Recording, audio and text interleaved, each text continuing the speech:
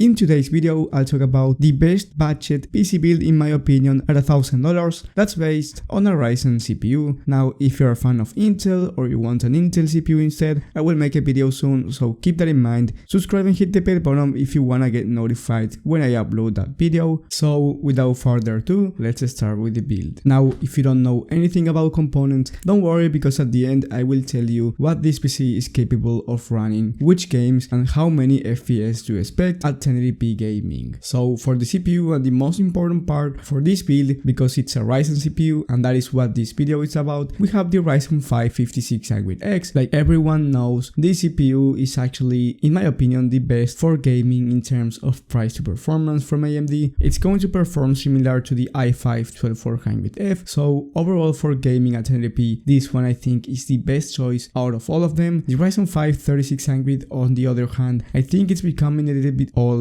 I know it's cheaper and it's a beast on a budget, but the 5600X, I think it's a way better option. I know you're spending more money, but at the end you're getting way better performance. For the motherboard, I picked the ASRock B550 Pro motherboard. The reason why I picked this instead of a B450 is because you don't have to upgrade the BIOS, so you can use the Ryzen 5 5600X straight out of the box, which is great, and the price for this motherboard is pretty decent. Then for the memory, I went with 16 gigs of RAM on dual channel, of course, 3600MHz CL18 memory. This is really similar to 3200MHz at CL16, so feel free if you wanna buy a kit with 3200MHz of CL16 instead of this 3600 of CL18. It's going to be really similar. Then for the storage, I went with a 480GB of M.2 SSD option from Lenovo, and it's the Western Digital Green M.2 SSD. It's going to work wonders with this PC. Now, I recommend you upgrading to at least 1TB of SSD, but at the end of this video, I'll tell you my recommended upgrade if you can actually spend some more money. Then for the graphics card, we have the RTX 3050. This one has 8 gigs of VRAM. I think it's the perfect GPU for a build because it's actually cheap at $400. I mean, it's not cheap, but considering today's market, it's not overpriced, and it's going to work great because you actually get an entry level of ray tracing. You also get DLSS technology, and then it's going to work great with streaming and also with modern AAA titles because you get those 8 gigs of VRAM. Then for the case, I went with the Cougar MX410 from Mesh Panel RGB ATX case. The reason on why I picked this is because it's $70 only and you get the 3 front fans. You also get the back fan and it has a front mesh panel, so you don't have to buy case fans, and the airflow overall is going to be really decent, and for our specifications, it's going to work great. And keeping your PC with good cooling is actually really important for gaming in the long term. And lastly, for the power supply, I went with the Corsair RMX 650W 80+ gold power supply. I totally overkilled for this build, but keep in mind that I wanted to make something that's upgradable as well. So let's say in the future you want to go with a 3060 Ti, or maybe you want to change the CPU to the Ryzen 7 5800X, feel free to do this because you get that 650W gold power supply. Now, if you want to go with a 3090, then you will actually need to upgrade the power supply as well, because you won't be able to put a super high-end graphics card, but it's going to be capable for upgrades like the 3060 Ti and the Ryzen 7 5800X. Now let's talk about something important, and that's the price. The total price, it's $1,018, and I think it's actually a really good price for a gaming PC like this at 1080p. Remember that it's designed for 1080p gaming, so if you want to do some 1440p or maybe 4K gaming, this one is not the right one for you. Maybe you can keep the Ryzen 5 5600X, but the 3050 is not for 1440p or 4K gaming. You want to go with at least the 3060 Ti or the 3060, but you don't want to go with the 3050. The 3050 is actually really similar to the GTX 1660, but you get more VRAM and new features such as ray tracing and DLSS, but other than that, I don't think this PC is for 1440p gaming. But if you want to play 1080p, every single game 60 FPS on average, and competitive games above $200, and I'm talking about games like Valorant, then this PC is actually going to be great and you're not spending a lot of money. Now I will talk about what upgrades I recommend you doing if you have a higher budget, but before talking about that, I want to compare this PC with a Prebuilt PC to see which one is better, the PC build or the Prebuilt PC, for you to compare. We are going to compare it to this Amazon Cyberpower PC that's $964, so it's a really similar price. You get the i5 11400F, it's going to perform similar to the Ryzen 5 5600X. You also get the same 500 gigs of SSD, but the main difference is going to be the RAM and the graphics card. You get the RTX 2060 and 8 gigs of RAM. First of all, you need need to upgrade the RAM as soon as possible. The price at the end is going to be really similar, if not the same as the PC build, so in terms of price it's going to be the same if you end up upgrading the RAM to 16GB, but this is really necessary if you want a better gaming experience. And then you get the RTX 2060, which is going to be slightly better for gaming than the 3050, and it's going to be 34% better than the 3050 on the average score. This means that it's better with lighting effects, with reflection handling, multi-rendering, and body calculation. Now you probably don't care about this stuff, you just care about the gaming performance, so the 2060 is actually going to be a better option than the 3050, and this means that the Cyberport PC is going to have a better performance at a really similar price if you end up upgrading the RAM. If you don't upgrade the RAM, it's going to be a little bit cheaper, but consider that the performance is going to improve a lot, not only for gaming but also for multitasking and opening multiple tasks. So I think when it comes to deciding whether you should buy this PC build or this Prebuilt PC, it all comes to your own opinion. Do you want to build it by yourself, or do you want someone to build it for you and actually have the same performance or even a little bit more? And this is also a system integrator, so it's upgradable down the line. Answer yourself that question, and if you don't want to build it by yourself, you will have the Cyberport PC as well with the PC build down below in the description. But anyways, like I said before, this PC build is going to be capable of 1080p 60 FPS on average in every single game, and I'm talking about every single game. So if you're wondering, will I be able to handle Red Dead Redemption 2 at 60 FPS? Yes, you will be able to handle Red Dead Redemption and a lot of high demanding video games. Of course, depending on the settings, if you're going to play Red Dead Redemption 2 on ultra settings, maybe you're going to average around 40 to 60 FPS, but if you lower the settings a little bit to medium or high settings, it's going to be perfectly capable of doing that. And I would actually consider buying at least a 144Hz monitor for this PC to take advantage on those esports titles. So now let's talk about the upgrades that I would make to this PC if you have a higher budget than $1,018. So the first upgrade that I will make to this PC, it's the SSD. I will replace this stick with 480GB of SSD, and I would put at least 1TB like I said before, and that's why I went with the 1TB Western Digital Blue M.2 SSD. Now if you upgrade this only, it's going to cost $1,069, so if you have the money to buy it, I really recommend you doing this upgrade, especially if you're going to download a lot of games